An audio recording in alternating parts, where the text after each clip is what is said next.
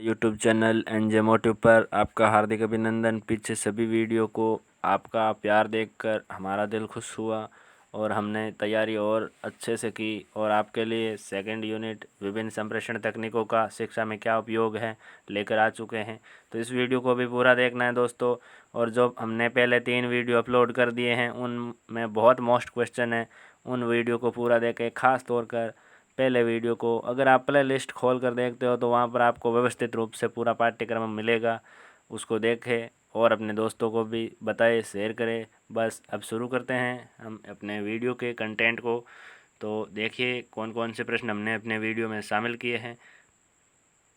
चलते हैं प्रश्नों की तरफ, रुख करते हैं। हम अपने इन वीडियो में ये प्रश्न पढ़ने वाले हैं। दल शिक्षण है, सूक्ष्म शिक्षण है, एडगर डेल का शंकु का अनुभव है और दोस्तों संप्रेषण की परिभाषा और संप्रेषण के प्रकारों को विस्तार से पढ़ेंगे। तो बने रहिए हमारे वीडियो के साथ और वीडियो को पूरा देखें, क्योंकि अंत में हम लाने वाले हैं एडगर डेल का शंकु वाला अनुभव, जो कि बहुत ही महत्वपूर्ण प्रश्न है, आपके लिए बहुत ज़रूरी है। तो देखिए, दल शिक्षण से क्या अभिप्राय है। दल शिक्षण वह व्यवस्था है जिसमें 2 या 2 से अधिक शिक्षक अपने स्रोतों, अभिरुचियों और छात्रों की आवश्यकता के अनुसार शिक्षण अधिगम संपन्न करते हैं तथा वे विद्यालय की सुविधाओं का समुचित उपयोग करते हैं। तो दोस्तों, जब आप इंटर्नशिप के लिए जाते हो तो वहाँ पर आपको एक डायरी दी जाती है, अवलोकन की डायरी। उसमें आपको अपने साथी का अवलोकन करना होता है। उसमें भी आप दल शिक्षण करके ही उस डायरी को भर सकते हो। ये डायरी भी अच्छे से भरवाने हैं अपने को, तो हमारे यूट्यूब चैनल से जुड़ जाइए डायरियों के बारे में जानकारी प्राप्त करने के लिए। और अगला प्रश्न देखिए, सूक्ष्म शिक्षण क्या है दोस्तों। सूक्ष्म शिक्षण एक शिक्षण की ट्रेनिंग देने का एक प्रारूप है, एक ढांचा है, जिसमें आपको लर्निंग के स्किल डेवलप करवाई जाती हैं, जिसमें आपको पहले लेसन प्लान तैयार करना होता है कि आप किस तरह से अध्ययन करवाने वाले हो, कौन कौन सी गतिविधियां करवाओगे, कौन सी शिक्षण विधि का प्रयोग करोगे। इस प्रकार पहले हम तैयार करते हैं सूक्ष्म पाठ योजना, फिर करवाते हैं शिक्षण, उसको कहते हैं शिक्षण सत्र। फिर अपने साथियों के द्वारा या अपने गुरुजी के द्वारा या फिर किसी अन्य इलेक्ट्रॉनिक साधन द्वारा रिकॉर्डिंग करके उसको सुनकर हम प्रतिपुष्टि प्रदान कर सकते हैं, अपने आप को स्वयं मूल्यांकन करके या फिर किसी सहपाठी या अध्यापक की सहायता से। फिर उन प्रतिपुष्टि में प्राप्त दिशा निर्देशों के आधार पर पुनः अच्छी सुव्यवस्थित पाठ योजना बनाते हैं, जो कमियों से रहित होगी, जिसमें गलतियां नहीं होगी। फिर पुनः पाठ योजना बनाने के बाद पुनः शिक्षण करते हैं। फिर पुनः प्रतिपुष्टि प्राप्त कर, पृष्ठपोषण प्राप्त कर अपने शिक्षण कौशल का अवलोकन करते हैं। तो ये इस प्रकार अपने सूक्ष्म शिक्षण का चक्र है, देख लीजिए। पहले पाठ योजना का निर्माण, फिर शिक्षण सत्र, फिर पुनर्बलन प्राप्त करना, फिर आएगा पुनः पाठ योजना बनाना और उसके बाद पुनः शिक्षण तथा उसके बाद पुनः पृष्ठपोषण। इस प्रकार ये आपके सूक्ष्म शिक्षण का अध्ययन चक्र चलता रहता है। तो अगले प्रश्न की तरफ देखिए दोस्तों। अगला महत्वपूर्ण प्रश्न संप्रेषण, जिसको हमने पीछे वाले वीडियो में विस्तार से पढ़ा था दोस्तों, इसकी आवश्यकता, इसके लाभ, इसके दोष। तो उस वीडियो को पूरा देखिए, वो प्रश्न आपको बड़े प्रश्न को करने में हेल्प करेगा, जबकि ये प्रश्न आपके मीडियम साइज प्रश्न को करने में हेल्प कर पाएगा। तो संप्रेषण की परिभाषा देखिए, 2 या 2 से अधिक व्यक्तियों के मध्य शब्द, संकेत, हाव भाव तथा व्यवहार के द्वारा अपने विचारों, तथ्यों, सूचनाओं और प्रभावों का आदान प्रदान ही संप्रेषण कहलाता है। एक बार फिर देखिए मेरे साथ, 2 या 2 से अधिक व्यक्तियों के मध्य शब्द, संकेत, हाव भाव तथा व्यवहार के द्वारा अपने विचारों, तथ्यों, सूचनाओं तथा प्रभावों का आदान प्रदान ही संप्रेषण कहलाता है। संप्रेषण के तत्व देख लो। संप्रेषण के तत्वों के लिए आवश्यक है कि संप्रेषण के स्रोत क्या हैं, आवाज़ कहाँ से आ रही है, संप्रेषण कहाँ से प्राप्त हो रहा है। तो संप्रेषण प्रदान करने वाला संप्रेषण का स्रोत हो जाएगा। फिर संदेश किस माध्यम से, किस मीडियम से आ रहा है, उसका माध्यम क्या है, तो वो हो जाएगा संदेश वाहक माध्यम के तौर पर। तीसरा हो जाएगा संप्रेषण प्राप्तकर्ता अर्थात संदेश प्राप्त करने वाला संप्रेषण प्राप्तकर्ता हो जाएगा। अब संप्रेषण का चक्र बनाकर समझाना है तो ये इस प्रकार समझा सकते हैं हम, जिसमें संप्रेषण करता होता है जैसे अध्यापक हो सकता है, उसमें संदेश एनकोड और प्रसारित होते हैं जैसे संदेश बनता है, फिर वह संदेश किसी माध्यम से जैसे चिन्हों से है, संकेतों से है, अधिगमकर्ता अर्थात ग्रहणकर्ता के पास पहुंचता है, फिर वो प्रसारित होता है और ग्रहणकर्ता उसको डिकोड करके अनुवादित करता है, फिर वो संदेश माध्यम द्वारा पुनः अध्यापक के पास अर्थात संप्रेषणकर्ता के पास पहुंचता है। इस प्रकार यह संप्रेषण का चक्र है। दोस्तों, बहुत ही महत्वपूर्ण प्रश्नों का समावेश है इस वीडियो में। इस वीडियो को पूरा देखें और अपने दोस्तों के साथ शेयर भी कर दें। और अगर पहली बार यूट्यूब चैनल एनजे मोटिव पर आए हो तो यूट्यूब चैनल एनजे मोटिव को सब्सक्राइब करके बेल आइकन को प्रेस कर देना, ताकि आने वाले हर एक लेटेस्ट वीडियो का सुबह तक आपको नोटिफिकेशन प्राप्त हो जाए। अगला प्रश्न देखते हैं, संप्रेषण उपकरणों का शिक्षा में क्या उपयोग है। संप्रेषण के टेक्नोलॉजी बेस्ड उपकरणों का अध्ययन करेंगे, जिसमें पहला है अपने रेडियो। रेडियो में क्या होता है दोस्तों, रेडियो में अपना श्रवणेंद्रिय अर्थात कान सक्रिय रहते हैं। इसमें सिर्फ आवाज़ ही माध्यम बनता है ज्ञान का, संप्रेषण का, जिसमें कई धारावाहिक, कई हम कहानियाँ, हमारी संस्कृति कल्चर से रिलेटेड रामायण महाभारती का प्रसारण, किसान भारती प्रसारण आदि सुनकर उनका लाभ उठा सकते हैं। अगला है टेलीविज़न।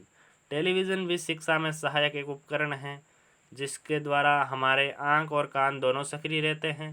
आँख और कान दोनों साथ साथ सक्रिय रहते हैं, अर्थात ये विजुअल और ऑडियोबल दोनों तरह से प्रोवाइड हैं। और इसमें अनेक प्रकार के ज्ञानोपयोगी चैनल होते हैं, जैसे डिक्शनरी हैं, न्यूज़ के चैनल हैं, फिर कुछ मनोरंजन के चैनल भी होते हैं, वो भी बच्चों के अंदर उत्साह आनंद की संचार करते हैं। अगला है प्रदर्शन बोर्ड। प्रदर्शन बोर्ड पर दोस्तों चार्ट है, नक्शा है, मैप है, इनको टंगा कर रखा जाता है और शिक्षण करवाया जाता है। फिर श्यामपट परंपरागत रूप से चला आ रहा कक्षा में शिक्षण का साधन है, जिस पर शिक्षक चौक द्वारा लिखता है, चौक का प्रयोग कर लिखता है। श्यामपट के भी अनेक प्रकार हैं, जैसे वाइट बोर्ड है, ब्लैक बोर्ड है, मार्कर पेन से यूज़ करने वाले बोर्ड है। फिर है लपेट फलक। लपेट फलक क्या होता है दोस्तों, लपेट फलक रोल अप करने वाला बोर्ड होता है, अर्थात उसको रोल अप अर्थात समेटा जा सकता है। उस बोर्ड पर तरह तरह के प्रदर्शन किए जा सकते हैं। अगला है फ्लैनल बोर्ड। फ्लैनल बोर्ड पर चार्ट है, मैप है, नक्शा है, इनको टंगाया जाता है, टंगवाने में काम आते हैं। क्लिप बोर्ड में टंगवाने के काम आते हैं दोस्तों, फ्लैनल बोर्ड में नहीं। अगला है अपने कंप्यूटर भी शिक्षण अधिगम में सहायक हैं, तो इसमें हमने CAICAL computer assisted learning, computer assisted instruction का अध्ययन किया था। यह महत्वपूर्ण है कंप्यूटर शिक्षण अधिगम के सहायक के तौर पर। अगला है टेप रिकॉर्डर और CD प्लेयर, यह भी महत्वपूर्ण है।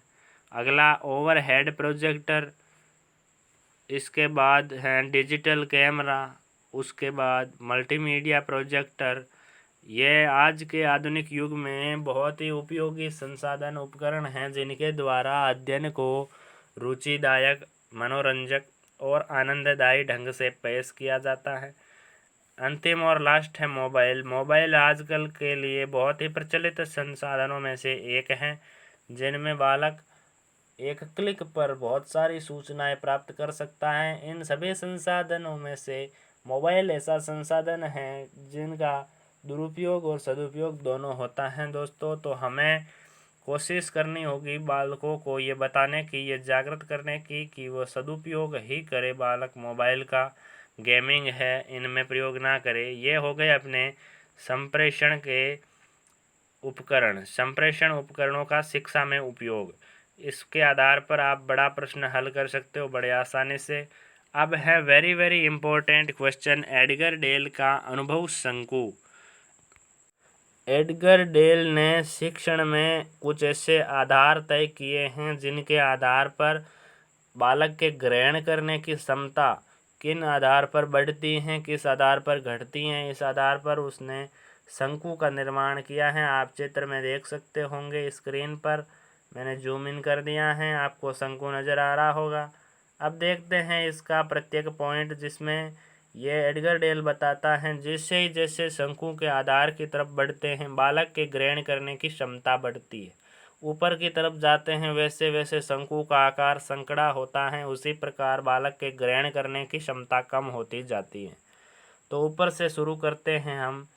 देखिएगा ऊपर वाले में उन्होंने निष्क्रिय श्रोता के तौर पर बालक को अधिग्रहण में शामिल किया है, जिसमें बालक एक निष्क्रिय रूप से श्रोता बना रहता है, जिसमें वो सुनता है केवल और केवल, और एक्टिविटी नहीं करता है। चार्ट पढ़ना है, लिखना है, सामग्री है, फ्लैनल बोर्ड, क्लिप बोर्ड इसके प्रमुख उपकरण हो गए। और इसमें क्या होता है, एडगर डेल कहते हैं कि 10% जो हम पढ़ते हैं उसमें 10% ऐसा है जो हम पढ़ते हैं वो याद रहता है, और 20% जो हम सुनते हैं वो हमें याद रहता है। अर्थात मौखिक अधिग्रहण को 0 से 30% तक रखा है एडगर डेल्स ने। अगला देखिए महत्वपूर्ण है ये एडगर डेल का अनुभव शंकु। अगला देखिए इसमें होता है दार्शिक अधिग्रहण। इसमें देखना और सुनना साथ साथ होता है, अर्थात निष्क्रिय रूप से देखता है बालक, एक्टिविटी नहीं करता है इसमें। जैसे चित्रों को देखना है, टीवी है, कैमरा है, फिल्म, स्मार्ट क्लास, प्रदर्शनी, निरीक्षण, ये इस प्रकार देखना हो जाता है। और इसमें दार्शिक अधिग्रहण में एडगर डेल 30 से 50% अधिग्रहण की संभावना बताता है। उसी प्रकार अगला देख लीजिए, अगला है सक्रिय रूप से ग्रहण करना, एक्टिव रहकर ग्रहण करना।